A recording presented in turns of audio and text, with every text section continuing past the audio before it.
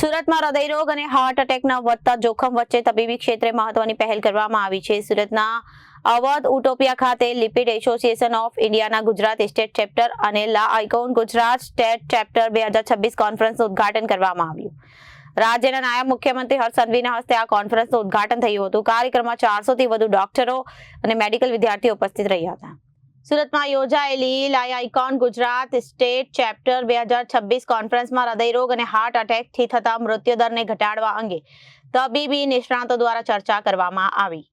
Lipid association of ઇન્ડિયાના Gujarat state ચેપ્ટરની સ્થાપના સાથે રાજ્યમાં હૃદયરોગ સંબંધિત સંશોધન, તબીબી અભ્યાસ અને માર્ગદર્શિકાઓને વધુ વેગ આપવાનો પ્રયાસ કરવામાં આવ્યો છે. આ પ્રસંગે ગુજરાતના નાયબ મુખ્યમંત્રી હર્ષ સંઘવી દ્વારા ડોક્ટર પવન ડી પટેલની લિપિડ એસોસિએશન ઓફ ગુજરાત સ્ટેટના પ્રમુખ તરીકે વરણી કરવામાં આવી. ડોક્ટર પવન પટેલ એમડી મેડિસિન અને શ્રદ્ધા હોસ્પિટલ ખાતે સેવાઓ આપી રહ્યા છે. કાર્યક્રમમાં દિલ્હી સ્થિત જાણીતા કાર્ડિયોલોજિસ્ટ અને ડોક્ટર રમણ પુરી પર ઉપસ્થિત રહ્યા હતા. તેઓ છેલ્લા 4 દાયકાથી કાર્ડિયોલોજી ક્ષેત્રે સેવા આપી રહ્યા છે અને હાર્ટ એટેક તથા હૃદયરોગના નિયંત્રણ માટે સંશોધન અને માર્ગદર્શિકા તૈયાર કરાવવાના પ્રયાસો સાથે જોડાયેલા છે. હૃદયરોગ અને હાર્ટ એટેકના વધતા કેસ વચ્ચે તબીબી ક્ષેત્રના નિષ્ણાતોને એક મંચ પર લાવી સંશોધન અને નવી સારવાર પદ્ધતિઓ અંગે ચર્ચા કરવાનો આ પ્રયાસ મહત્વપૂર્ણ માનવામાં આવી રહ્યો છે. ગુજરાત સ્ટેટ ચેપ્ટર દ્વારા ભવિષ્યમાં હૃદયરોગના જોખમને ઘટાડવા અને જનજાગૃતિ વધારવા માટે વધુ કામગીરી કરવામાં આવશે. 2026ના દિવસે રવિવારે લિપિડ એસોસિએશન ઓફ ઇન્ડિયા ગુજરાતના ચેપ્ટરની શરૂઆત કરવામાં આવી હતી અને એ ચેપ્ટરની શરૂઆત આપના લોકલાડીલા નાયબ મુખ્યમંત્રી શ્રી હર્ષભાઈ સંઘવી સાહેબના હસ્તે કરવામાં આવી હતી. એનું ઉદ્ઘાટન સાહેબ દ્વારા કરવામાં આવ્યું હતું. લિપિડ એસોસિએશન ઓફ ઇન્ડિયા એ ભારત સ્થિત નેશનલ એસોસિએશન છે કે જે લિપિડોલોજીને લગતી કાર્યરત અને એને લગતા રિસર્ચ અને શૈક્ષણિક પ્રવૃત્તિઓની સાથે જોડાયેલું છે. Lipid association of India A heart attack અને લકવાને લગતા જે રોગો છે કે જેના માટે કોલેસ્ટ્રોલનું હાઈ લેવલ અને એના જે લેવલ વધી ગયા હોય છે, ઘણા લેવલ ઓછા હોય છે, અલગ અલગ જાતની લિપિડ્સ હોય છે, અલગ જાતની ચરબીઓ હોય છે, એને ભેગું કરીને એનું જે લેવલ માપવું જોઈએ અને એ લેવલ માટે શું સારવાર કરવી, કઈ રીતે કરવી, એની તપાસ શું કરવી અને એની ટ્રીટમેન્ટ કઈ રીતે કરવી, આઈસીયુમાં કઈ રીતે થાય, પેશન્ટ જ્યારે ઘરે જાય ત્યારે એને કઈ દવાઓ આપવી, એના માટેના જે રેકોમેન્ડેશન હોય છે એ રેકોમેન્ડેશન આપવાનું શૈક્ષણિક કાર્ય લિપિડ એસોસિએશન ઓફ ઇન્ડિયા કરે છે.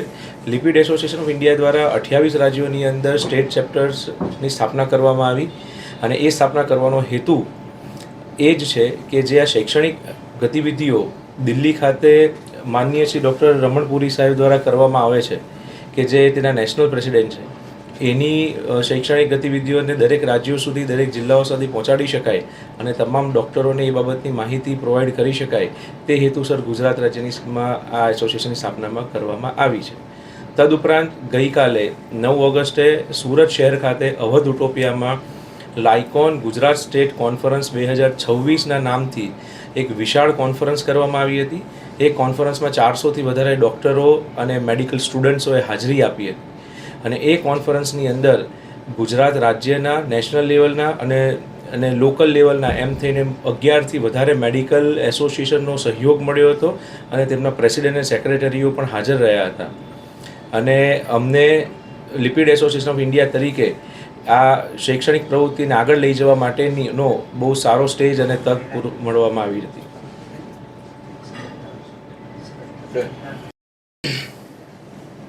मेरा नाम डॉक्टर रमन पुरी है. मैं इंटरवेंशनल कार्डियोलॉजिस्ट हूँ दिल्ली अपोलो में और मैं लिपिड एसोसिएशन का फाउंडर चेयरमैन हूँ. ये एसोसिएशन हमने 2012 में शुरू की थी.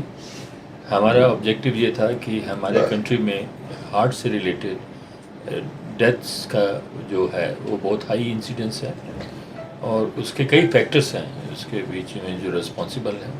तो उसके लिए उसको रोकने के लिए हमने एक कुछ रिकमेंडेशंस बनाई थी कि ताकि हमारे यहाँ जो यंग एज में डेथ होती हैं वो कुछ कम हो जाए और उसका फ़ायदा होगा हमको.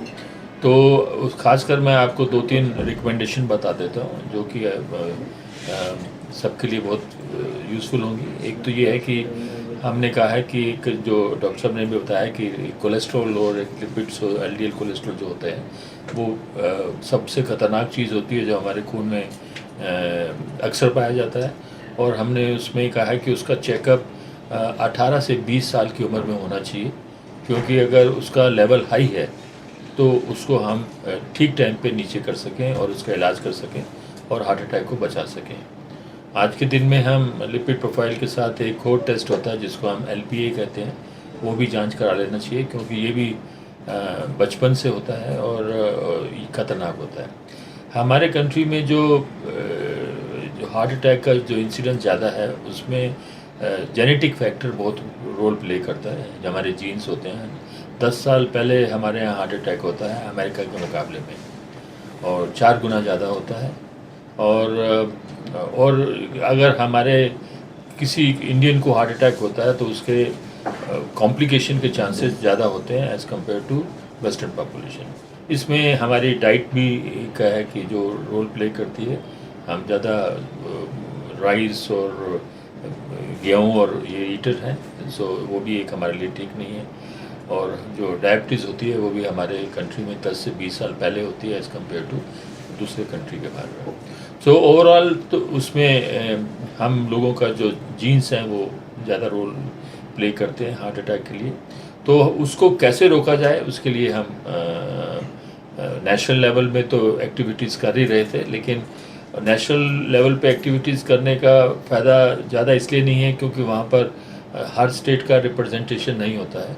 तो इसलिए उसके बारे में, क्योंकि हम इसको पूरे हिंदुस्तान में स्प्रेड करना चाहते थे, तो हमने स्टेट चैप्टर बनाए हैं। और गुजरात स्टेट चैप्टर का हमने डॉक्टर पवन को प्रेसिडेंट बनाया है, और उन्होंने कल एक बहुत ही सक्सेसफुल कॉन्फ्रेंस ऑर्गेनाइज़ की है, और हमारे डिप्टी CM साहब भी वहाँ पर आए थे। We are very thankful to him for sparing time.